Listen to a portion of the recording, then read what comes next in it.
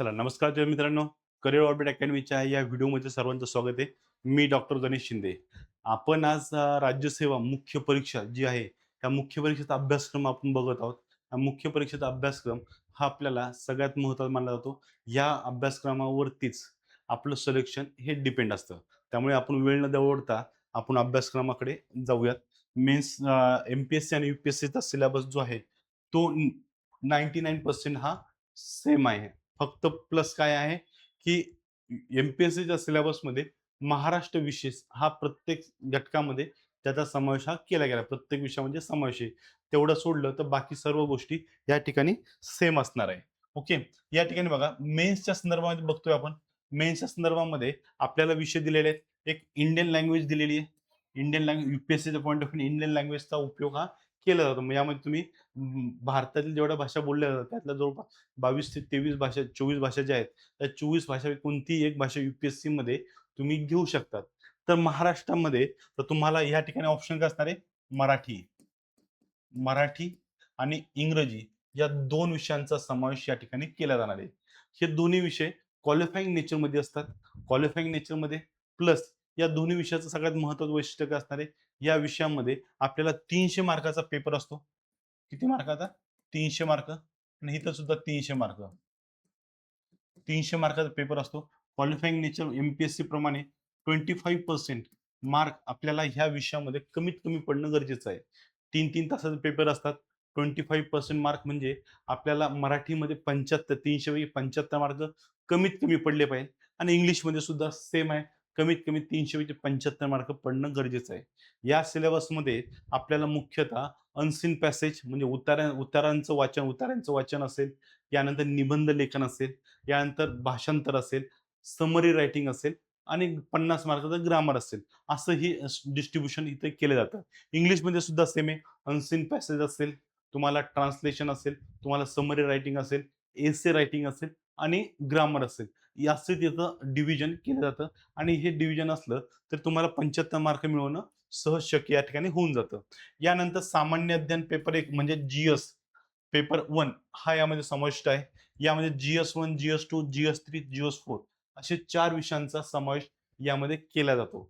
4 विषयामध्ये जी-एस-1 जो आहे, हा इंडियन हेरिटेज आणि कल्चर भारतीय कला आणि संस्कृतीचा समावेश आहे. त्यानंतर भारताचा इतिहास यामध्ये समाविष्ट असणार आहे. त्यानंतर वर्ल्ड हिस्ट्री याचा समावेश यामध्ये असणार आहे. म्हणजे ह्या 3 घटकाचा यामध्ये समावेश जिओग्राफी आणि सोसायटी हा इथं घटक असणार आहे. हा पेपर तुम्हाला 250 मार्कासाठी विचारला जातो. 250 मार्कासाठी. पेपर 2 जी-एस-2 जो आहे तो महत्त्वाचा आहे. यामध्ये गव्हर्नन्स वरती भर असतो. कॉन्स्टिट्यूशन अँड इंडियन पॉलिटी म्हणजे भारतीय राज्यव्यवस्था आणि भारतीय राज्यव्यवस्था आणि संविधान. त्यानंतर सोशल जस्टिस आणि इंटरनॅशनल रिलेशन आंतरराष्ट्रीय संबंध यावरती तुम्हाला 250 मार्कासाठी प्रश्न हे विचारले जातात. यानंतर बघा जी-एस-3 हा सुद्धा 250 मार्काचा पेपर असणार आहे. यामध्ये इकॉनॉमिक डेव्हलपमेंट म्हणजे अर्थशास्त्र, सायन्स अँड टेक्नॉलॉजी असेल, एन्व्हायर्नमेंट अँड बायोडायव्हर्सिटी, पर्यावरण आणि बायोडायव्हर्सिटी समावेश असेल. त्यानंतर सुरक्षा आणि आपत्ती व्यवस्थापन यावरती विशेष भर हा दिला जातो आणि जी-एस-4 जो आहे हा इथिक्स इंटिग्रिटी संदर्भात आहे. 250 मार्काचा पेपर आहे. या इथिक्स, इंटिग्रिटी आणि ॲप्टिट्यूड यावरती काम केलं जातं आणि त्यानंतर केस स्टडी हा या 2 भागामध्ये याची विभागणी ही होते. हा काय थेअरी प्लस केस स्टडी या स्वरूपामध्ये हा जी-एसचे 4 पेपर डिव्हाईड केले जातात. ह्या चारही पेपरला एकत्रित जर आपण बघितलं तर 1000 मार्क आपल्याला ह्या 4 पेपरमध्ये असल्याचं आपल्याला दिसतात. 1000 मार्क हा महत्त्वाचा आकडा आहे. 1000 मार्क पडणं म्हणजे खूप म्हणजे मार्क मार्क खूप जास्त आहे. पण मार्क पडत असताना आपल्याला याचा उपयोग होताना दिसून येतो. Okay.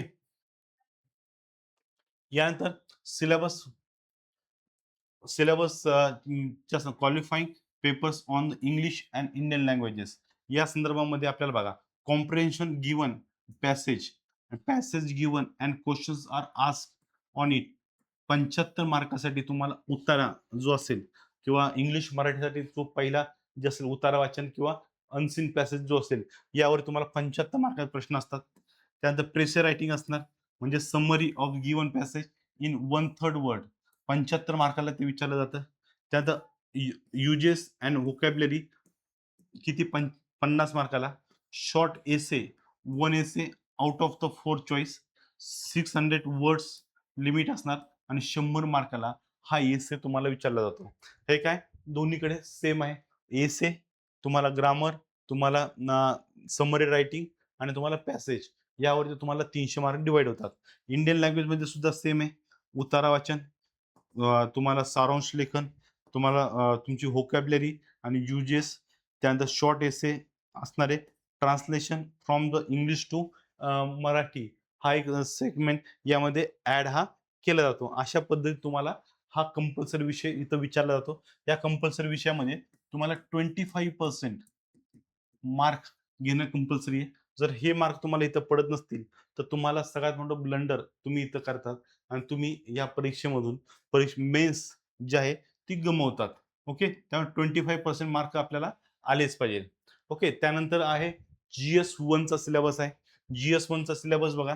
GS1 Indian heritage and culture, भारतीय कला आणि संस्कृती, इंडियन हिस्ट्री म्हणजे भारताचा इतिहास, जिओग्राफी ऑफ वर्ल्ड आणि सोसायटी असे प्रश्न आपल्याला इथं विचारले जातात.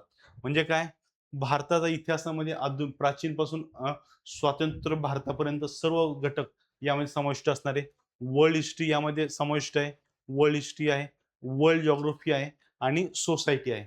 या सगळ्या गोष्टींचा समावेश आपल्याला इथं दिसून येतो. मग इथं पहिला टॉपिक आहे Indian heritage culture and history हा सांगितलं गेलेला आहे. पहिला टॉपिक आता हिस्ट्री म्हणलं, तुम्हाला म्हणलं हिस्ट्री काय आहे? प्राचीन भारत,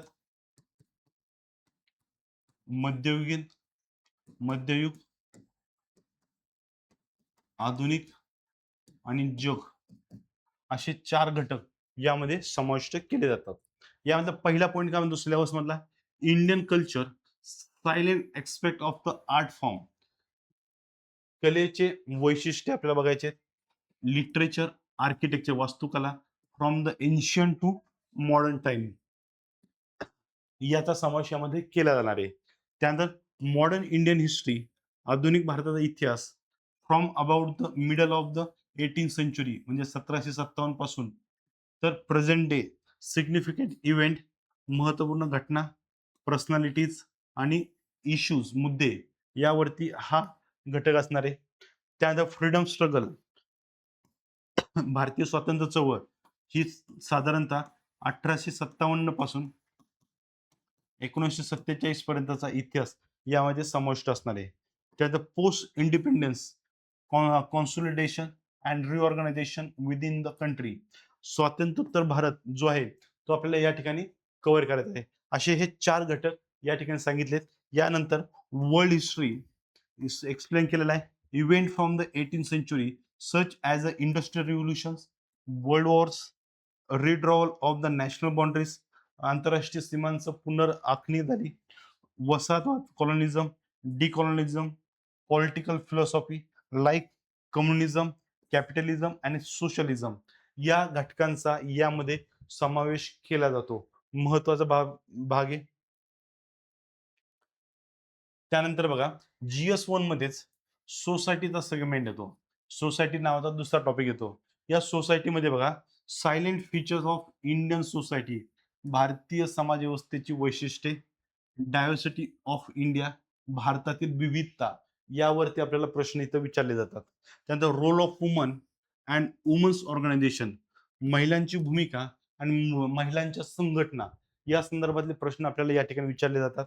त्यानंतर पॉप्युलेशन्स अँड असोसिएशन इश्यू, लोकसंख्या आणि त्या संबंधित असलेल्या समस्या किंवा मुद्दे हे असणारे. पॉवर्टी अँड डेव्हलपमेंटल इश्यू, गरिबी आणि विकासात्मक मुद्दे यावरती प्रश्न विचारले जातात.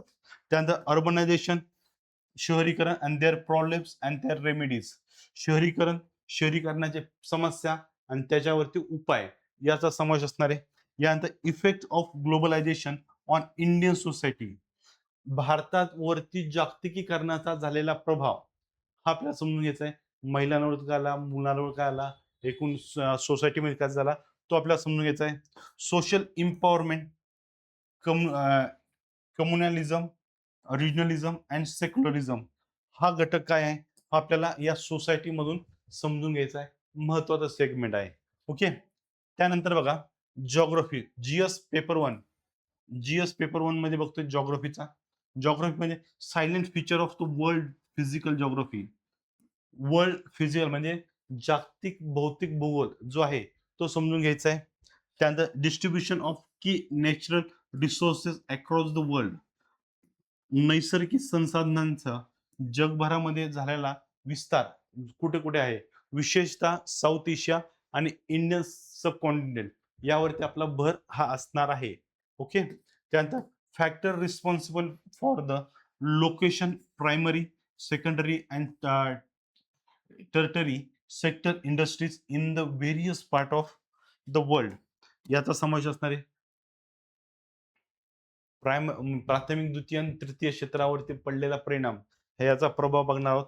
नंतर important geographical phenomena such as earthquake, tsunami, volcano activity, cyclone, चक्रीवादळ याचा समावेश असणार आहे. म्हणजे भूकंप, सुनामी, त्यानंतर ज्वालामुखी आणि चक्रीवादळ याच्या संदर्भातल्या महत्वाच्या घडामोडी आपल्याला समजून घ्यायच्या आहे.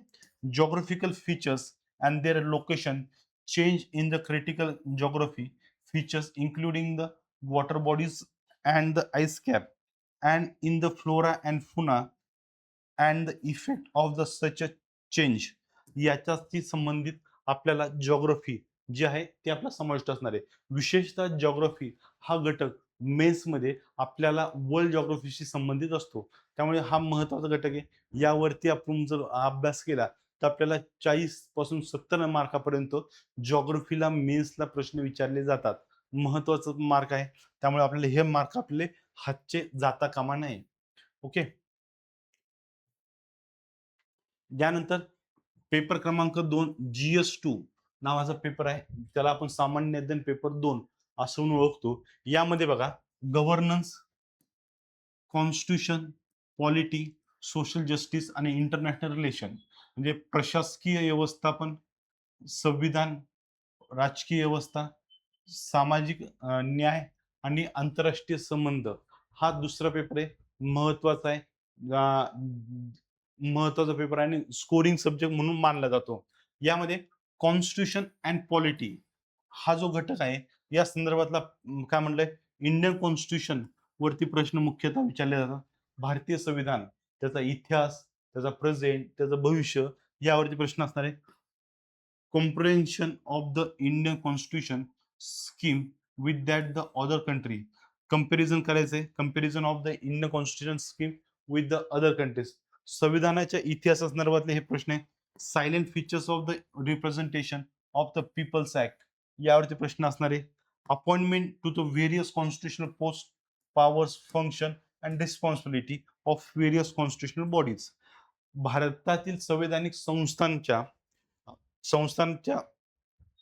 संस्थांवर संवैधानिक पद, त्यांचे अधिकार, त्यांची कार्यपद्धती आणि त्यांच्या जबाबदाऱ्या या संदर्भामध्ये आपल्याला हा घटक इथं विचारला जातो. त्यानंतर स्टॅट्युटरी, रेग्युलेटरी आणि व्हेरियस ज्युडिशियल बॉडीज कायद्याने निर्माण केलेल्या किंवा कायद्याद्वारे बनलेल्या असे जे कायदे आहेत याच्या संबंधित संस्था आहेत. या संदर्भामध्ये आपल्याला इथं बघायचंय कॉन्स्टिट्यूशनला अर्ध न्यायिक अधिकार त्यामध्ये दिले गेलेले आहेत. ओके. त्यानंतर दुसरा महत्वाचा टॉपिक आहे गव्हर्नन्स, प्रशासन. प्रशासनाच्या संदर्भामध्ये आपल्याला मुख्यतः परीक्षेमध्ये प्रश्न हे विचारले जातात. प्रशासन हा एक महत्वाचा सेगमेंट आहे. यामध्ये government policies, intervention for the development in various sector and issues arising on of their designing and implementation. गव्हर्नमेंटच्या माध्यमातून ज्या धोरणं ही ठरवली जातात यामध्ये कोणकोणत्या क्षेत्रामध्ये त्याचा समावेश होतो, त्याशी संबंधित मुद्दे कोणते याचा या ठिकाणी आपण काय करणार अभ्यास करतो. Development process and the development industries, the role of NGO, SHG, various group and association, donors, charities, institutional and other stake holders जे आहेत, नॉन गव्हर्नमेंट बॉडीज जे आहेत, NGO वगैरे त्यांच्या भूमिका काय आहेत, त्यांच्या संबंधित असलेले प्रश्न आपल्याला या ठिकाणी दिसून येतात. त्यानंतर role of civil services in the democracy, role of civil services in the democracy. Civil servant जे आहेत त्यांचा लोकशाहीतील भूमिका. Important aspect of the governance, transparency and accountability. E governance application models such success limitation and potential citizen charter, transparency and accountability and institutional and other measure यामध्ये महत्वाचे मानले जातात. म्हणजे सरकारच्या माध्यमातून गव्हर्नर प्रशासन चालवत असताना यामध्ये पारदर्शकता असली पाहिजे. मग ह्या पारदर्शकतेसाठी कोणकोणती भूमिका आहे? मग इथं सिटिझन चार्टर सांगितलं, ट्रान्सपरन्सी, अकाउंटेबिलिटी निश्चित करणं सांगितलंय.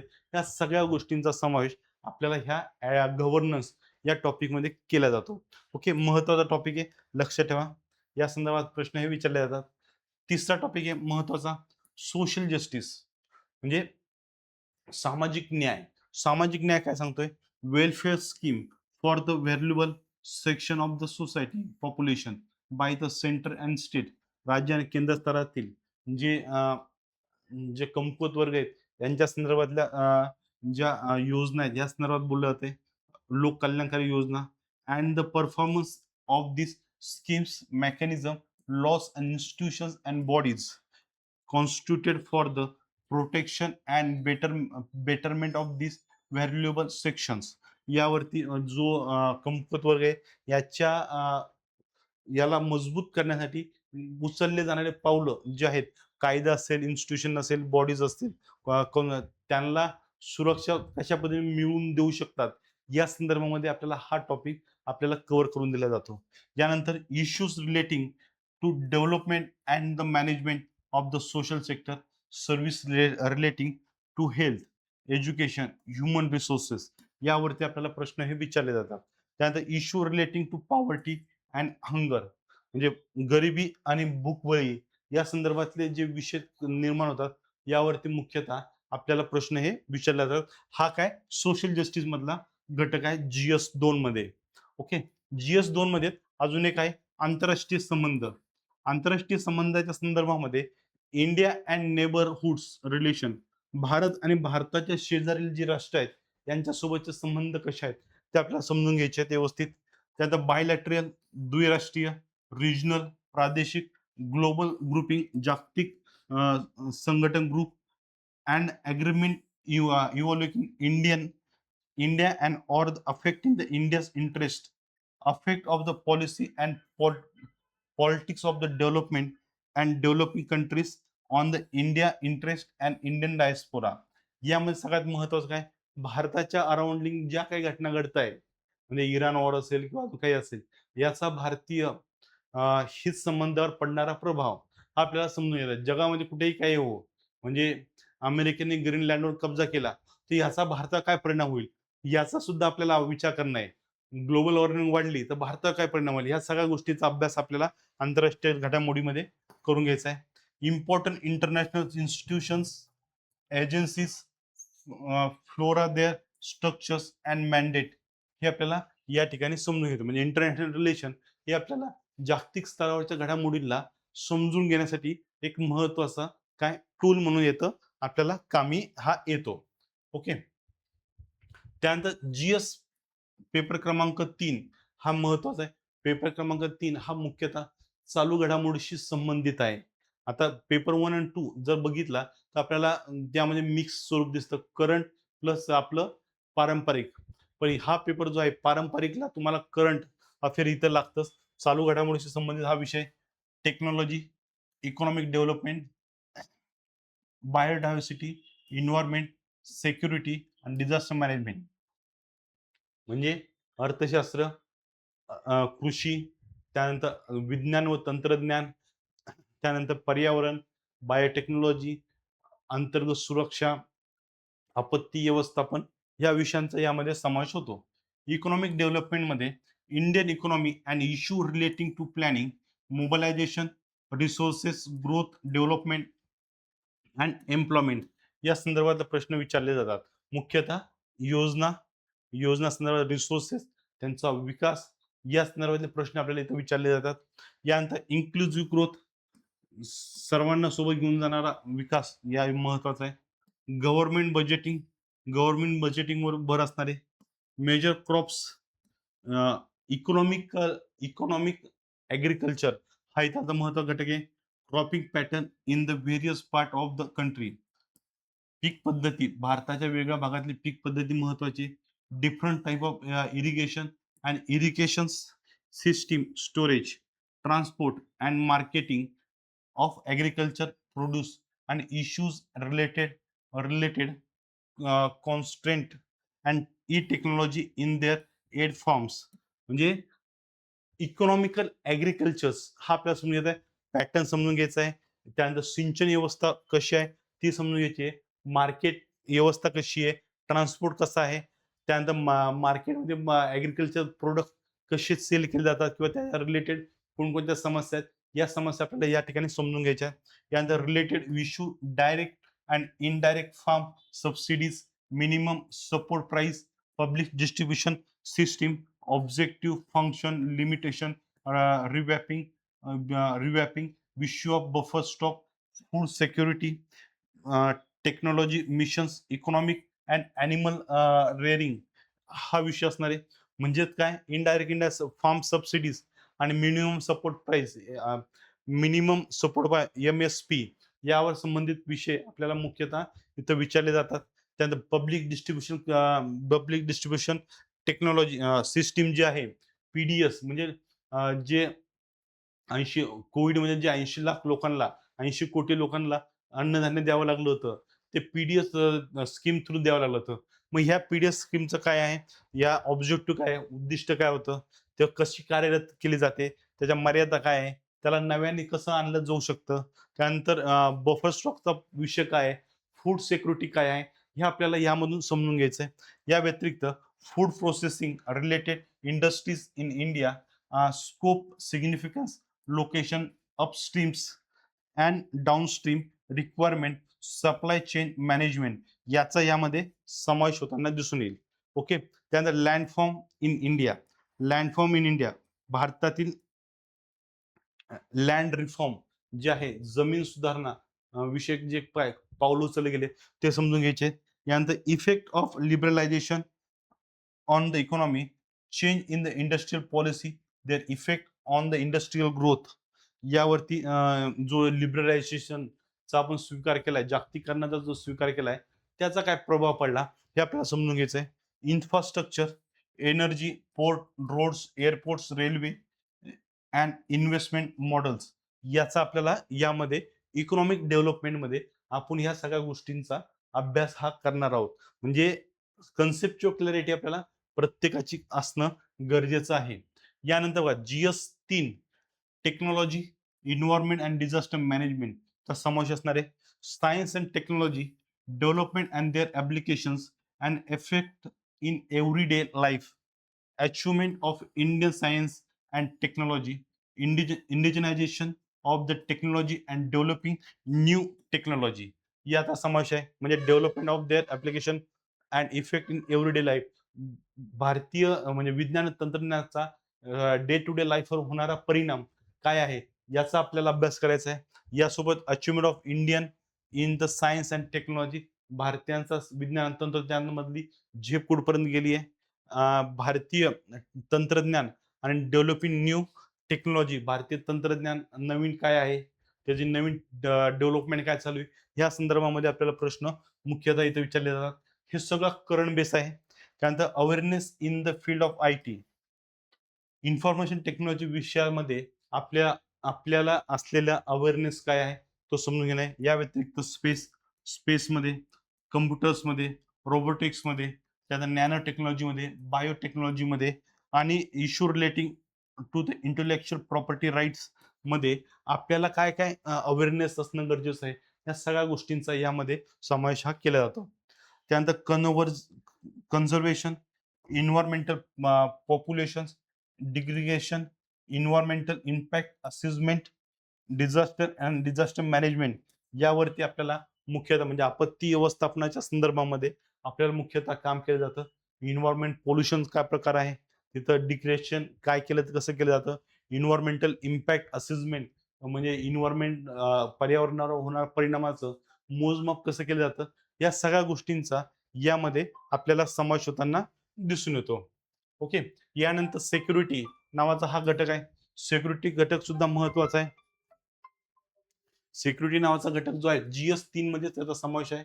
यामध्ये बघा, linkage between the development and spread the extremism हा यामध्ये समाविष्ट असणार आहे. त्यानंतर role of external state and non state actors in the creating the challenge to the internal security, म्हणजे देशांतर्गत जी सुरक्षा आहे या सुरक्षेला आव्हान निर्माण करणारे घटक कोणते आहेत? एक्सटर्नल देशाबाहेरील काही घटक आहे की देशांतर्गत घटक या भारताच्या अंतर्गत सुरक्षेला आव्हान निर्माण करतात. त्या संबंधीमध्ये हा टॉपिक असणार आहे. चॅलेंजेस टू इंटरनल सिक्युरिटी, अंतर्गत सुरक्षाची आव्हाने थ्रू द कम्युनिकेशन नेटवर्क, संपर्क व्यवस्थापन नेटवर्कच्या माध्यमातून होणारे आव्हानं, रोल ऑफ मीडिया, मीडियाची भूमिका, social networking site in the internal security challenges and basic of cyber security, money laundering and its prevention याचा यामध्ये समावेश होताना दिसून येतो. म्हणजे काय? Communication network, role of media, माध्यमांची भूमिका, social networking site, social media या साईटवरती इंटरनल सिक्युरिटी काय आव्हान निर्माण होऊ शकतो, आव्हानं काय आहे सोशल मीडिया वरनं, basic of cyber security, cyber सिक्युरिटीचे मुख्य मुद्दे कोणते, मनी लॉन्ड्रिंग काय प्रकार आहे, कशी मनी लॉन्ड्रिंग केली जाते आणि ह्यापासून उपाययोजना किंवा याला दूर कसं केलं जाऊ शकतं, या संदर्भात आपल्याला प्रश्न विचारले जातात.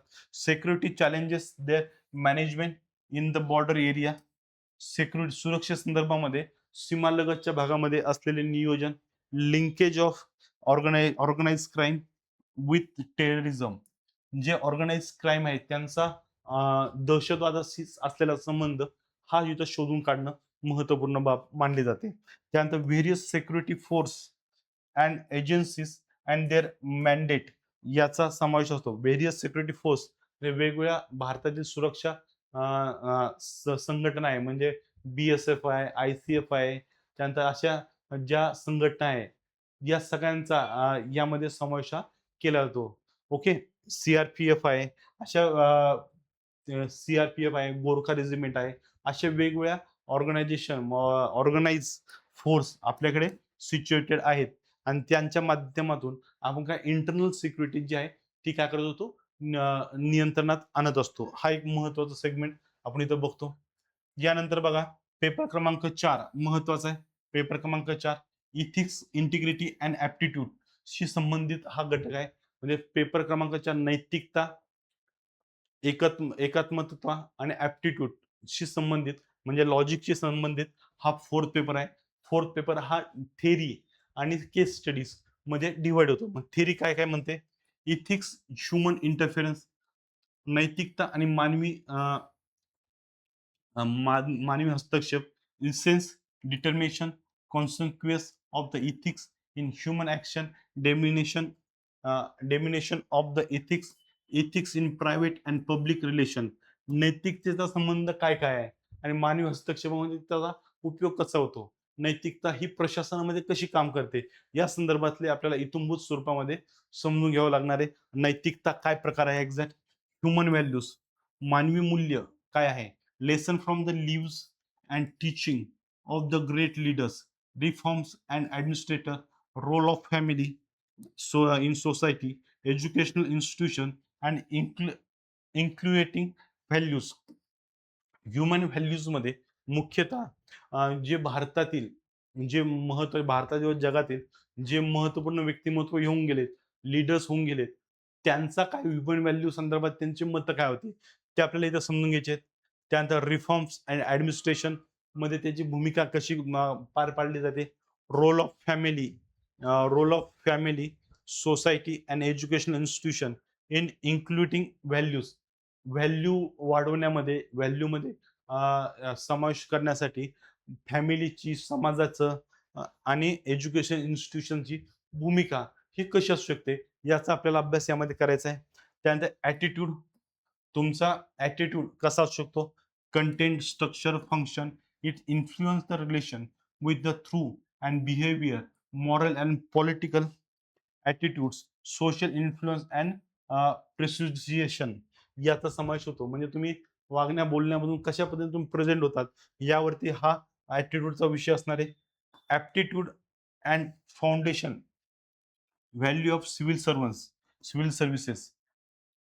सिव्हिल सर्व्हिसेस मध्ये काय मुख्य हे काय असतं, इंटिग्रिटी काय आहे, impartiality, non participation, objective indications of to public service, empathy, tolerance and compassion toward the weaker section.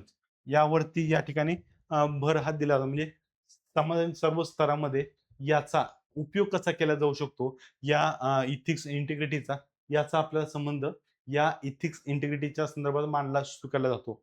आणि ह्याच मुद्द्यांवरती आधारित आपल्याला काय असतं, केस स्टडीज हे आपल्याला अभ्यासासाठी दिल्या जातात. मग केस स्टडीला आपल्याला एका फ्लो मध्ये समजून घेणं गरजेचं असतं. मग यामध्ये अजून काय, emotional intelligence. Okay, emotional intelligence concept and their utilities, applications in the administration and governance याच्यामध्ये समावेश होतो. म्हणजे भावनिकतेच्या आधारावरती भावनिक बुद्धिमत्ता काय प्रकार आहे तो समजून घ्यायचा आपल्याला. Contribution of moral thinkers, philosophers from the India and the world. जगभरातील किंवा भारतातील जे मॉरल फिलॉसॉफर आहे, थिंक विचारवंत आणि तत्वज्ञ आहे, त्यांचे आपल्याला समजून घ्यायचंय. यामध्ये गांधी, नेहरू, त्या आईन्स्टाईन असतील सगळे, कार्ल मार्क्स वगैरे सगळ्यांचा समावेश होतो. Public service, service values, ethics in public administration, state and problems हा समजून घ्यायचा आहे. Ethical concurrence and dilemmas in the government and private institution. Dilemma म्हणजे काय, दुविधा मानसिकता, प्रायव्हेट आणि गव्हर्नमेंट सर्व्हिस मध्ये काय फरक आहे, यातलं डायलेमा जो आहे तो समजून घ्यायचा आहे. Law, rules, regulations and consensus as a source of ethical guidance यावरती भर असणार आहे. त्यानंतर accountability and ethical governance, strengthening of the ethical and moral values in the governance, ethical issues in the international relations, funding, corporate governance याचा यामध्ये समावेश असताना आपल्याला दिसून येईल. त्यानंतर probability in the governance, concept of the public service, philosophical basic of the governance and probability याचा समावेश असणार आहे. Information sharing and transparency in the government, right to information, code of ethics, code of conduct याचा समावेश. Citizens charter असणार आहे. Work culture, quality of service delivery, utilization of public fund, challenge of the corruption या सगळ्यांचा समावेश असणार आहे.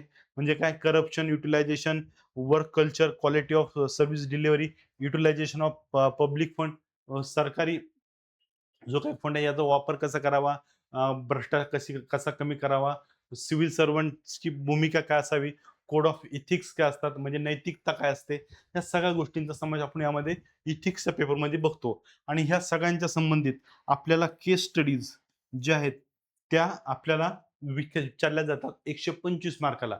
जर तुम्हाला थिअरी समजली तर केस स्टडी आपल्याला सहजरित्या आपण ह्या केस स्टडी सोडवू शकतो. त्यामुळे केस स्टडीच्या अनुषंगाने हा महत्वाचा सेगमेंट आपल्याला बघता येऊ शकतो. हे झाले जीएसचे पेपर झाले.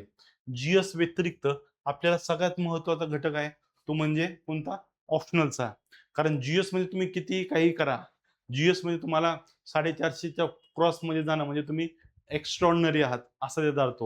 आणि जे लिस्ट मध्ये येतात, फायनल लिस्ट मध्ये येतात, त्यांना 300 पासून 450 पर्यंत मार्क हे पडलेले असतात. त्यामुळे तुम्हाला 300 ते 450 मार्क पडलेच असतील जीएस मध्ये, तुम्ही वेल अँड गुड कंडिशन मध्ये आहात. ओके, म्हणजे हे 1000 पैकी आपल्याला 350, 400, 500, 450 मार्क पडतात. पण ऑप्शनल मध्ये जर तुमचं ऑप्शनल चांगलं असेल तर तुम्हाला मोर दॅन 60% मार्क तुम्हाला केवळ आणि केवळ कुठं पडतात, या ऑप्शनल पडतात. जर तुम्ही जीएस की कम्पेअर केलं, जीएसला बघितलं तर तुम्हाला 35 ते 45% मार्क पडतात जीएस मध्ये, 30 ते 45% पडतात. पण इकडे तुम्हाला sure shot more than 50%, more than 60% mark इथं 100% पडताना आपल्याला दिसतात. त्यामुळे युपीएससी एमपीएससी मध्ये आपल्याला ऑप्शनल नावाचा पेपर आहे. त्यामध्ये लिस्ट ऑफ ऑप्शनल पेपरची एमपीएससीने आणि युपीएससी दोघांनी यादी दिली आहे. या यादीमध्ये आपल्याला हे सगळे विषय आपल्याला या ठिकाणी दिसून येतात. ओके, यामध्ये आपल्याला जे आहे ऍग्रिकल्चर असेल, अँथ्रोपोलॉजी असेल, केमिस्ट्री असेल, कॉमर्स अँड अकाउंटन्सी असेल, इलेक्ट्रिकल इंजिनिअरिंग असेल, जिओलॉजी असेल, लॉ असेल, मॅथमॅटिक्स असेल, मेडिकल सायन्स असेल, फिजिक्स असेल, यांचा समावेश आपल्याला होताना दिसतो. या व्यतिरिक्त ॲनिमल हॅजबंड्री आणि व्हेटरनरी सायन्सचा समावेश आहे, बॉटनीचा समावेश आहे, सिव्हिल इंजिनिअरिंगचा समावेश असणार आहे, इकॉनॉमिक्सचा असेल, जिओग्राफीचा असेल, हिस्ट्री असेल, management, mechanical engineering, philosophy, political science and international relation हा टॉपिक असेल, सायकोलॉजी असेल, सोशियोलॉजी असेल, झूलॉजी असेल, literature of any one of the following language आपण घेऊ शकतो. पब्लिक ॲडमिनिस्ट्रेशन, स्टॅटिस्टिक्सचा समावेश असेल आणि हा घटक इथं लागू होतो. म्हणजे ह्या भाषेपैकी UPSCला आपण कोणतीही एक भाषा घेऊ शकतो आणि MPSC मध्ये मराठी हा एकमेव ऑप्शन आपल्यासाठी उपलब्ध हा असतो. अशा पद्धतीने हा जो ऑप्शनल आहे, ऑप्शनल हा किती मार्काला? 500 मार्काला. 500 मार्काला असतो. त्यामुळे हा स्कोरिंग सब्जेक्ट असतो. प्रत्येकाला यामध्ये चांगले मार्क पडतात. जे सिलेक्टेड होतात त्यांना मार्क पडतात. त्यामुळे आपल्याला सिलेक्ट व्हायचंय. यामध्ये आपल्याला मोर दॅन 60% मार्क पडलेच पाहिजेत आणि GSमध्ये सुद्धा 35% प्लस मार्क आपले पडलेच पाहिजे. ज्यावेळेस आपण इंटरव्ह्यू आणि नंतर सिलेक्शनची आपल्याला अपेक्षा ही या ठिकाणी दिसून येते. ठीक आहे? चालेल. इथपर्यंत काही अडचण असेल, काही प्रश्न असेल, तर तुम्ही नक्की विचारू शकता. आपण MPSC आणि UPSCचा मुख्य परीक्षेचा सिलेबस बघितलाय. या व्यतिरिक्त काही अडचण असेल, काही शंका असेल किंवा अजून काही डिमांड असेल, तर खाली डिस्क्रिप्शन बॉक्समध्ये तुम्ही कमेंट करू शकता. कमेंट बॉक्समध्ये कमेंट करू शकता किंवा अधिक माहितीसाठी तुम्ही डिस्क्रिप्शन बॉक्समध्ये करिअर ऑर्बिट अकॅडमीचं ॲप आहे, ते डाउनलोड करू शकता. त्यामध्ये UPSCच्या फोल्डरमध्ये किंवा MPSC फोल्डरमध्ये जाऊन तुम्हाला डिटेलमध्ये इतरही बाबी तिथं उपलब्ध होऊन जातील. आणि अजून काही माहिती हवी असेल, तर खाली तुम्हाला डिस्क्रिप्शन बॉक्समध्ये करिअर ऑर्बिट अकॅडमीचा क्रमांक दिलेला आहे. 8956366227 यावर सुद्धा तुम्ही पर्सनली मला कॉन्टॅक्ट करू शकता. जेणेकरून तुमच्या सर्व प्रश्नांची उत्तरं या ठिकाणी दिली जातील. ठीक आहे? चालेल. Thank you. Thank you very much.